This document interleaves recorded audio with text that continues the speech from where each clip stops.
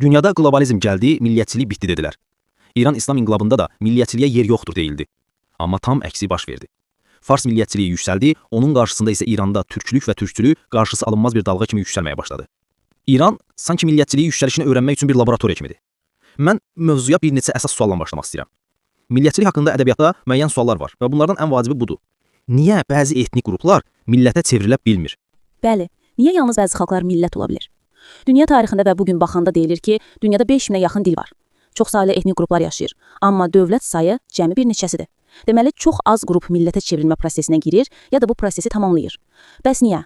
Hansı xalq millət ola bilir, hansılar bu yoldan kənarda qalır və tarix sənəsindən silinir? İkinci bir sual da var. Bəzən eyni millətin parçaları fərqli torpaqlarda fərqli tale yaşayır. Eyni millət bir yerdə hakim, başqa bir yerdə isə məhkum olur. Yəni, bir millətin hissələri belə eyni siyasi mövqeyə sahib olmur. Mən birinci sualı hələ cavablandırmayacağam, amma ikinci sualdan türk dünyasına keçmək istəyirəm. Bugün dünyada təxminən 250-300 milyon türkün yaşadığı deyilir.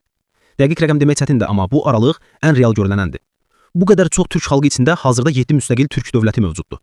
Bundan başqa Rusiyada və Çində muxtar respublikalar var. Həmçinin bir çox yerdə hələ də əsarət altında yaşayan türk topluluqları mövcuddur. Bəli, türklər bir çox yerdə dövlət qura biliblər. Amma dünyanın bir çox bölgəsində hələ də bu imkandan məhrumdular. Mən türk dünyasını 4 qrup ayırıram. Birincisi, müstəqil dövlət quran türklər.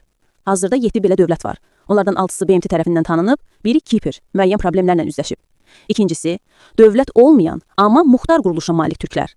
Məsələn, Rusiyanın tərkibində və Çindəki Uyğur bölgəsi, yəni Doğu Türkistan buna misaldır. Üçüncüsü isə keçmişdə hüquqları əlindən alınmış, amma indi müəyyən siyasi imkanlar əldə etmiş türklər. Məsələn, İraqdakı və ya Balkanlardakı türk icmaları və dördüncüsü, bütün hüquqlarından məhrum olmuş, ağır təzyiq altında yaşayan türklər. Bunlar nə müstəqil dövlətə, nə də muxtar idarəyə sahib deyirlər. Bu 4 qrup içində maraqlı bir sual çıxır. Hansılar öz kimliyini qorumaqda daha güclüdür? Cavab sadədir. Yalnız müstəqil dövlətə sahib olanlar. Digərlər, yəni muxtariyyətə malik olanlar və ya müəyyən hüquqları olanlar belə tam mənada öz kimliyini qorumaqda çətinlik çəkirlər. Bunu biz Krımda, Suriyada və İraqda açıq şəkildə gördük. Bir çox türk topluluqları təliyin ixtiyarına buraxılmış kimi görünür. Deməli, nəticə budur ki, yalnız müstəqil dövlətə sahib olan türklər öz varlıqlarını qoruyub inkişaf edə bilir. Digər qruplar isə daim təhlükə altındadır. Bəziləri yoxulma mərhələsinə gəlib çatıb, bəziləri isə dirəniş göstərərək yenidən tarix səhnəsinə çıxmaq istəyir. İndi əsas hissəyə gələk. İran türkləri dövlət qurmaq potensialı ən yüksək olan türk topluluğudur. Onlar təzyiq altındadırlar, amma eyni zamanda bütün türk xalqları arasında dövlət qurmaq gücü ən çox olan qrupdular. Bəli, Doğu Türkistanda daxil olmaqla bütün türk topluluqları içində İran türkləri ən güclü potensiala sahibdir.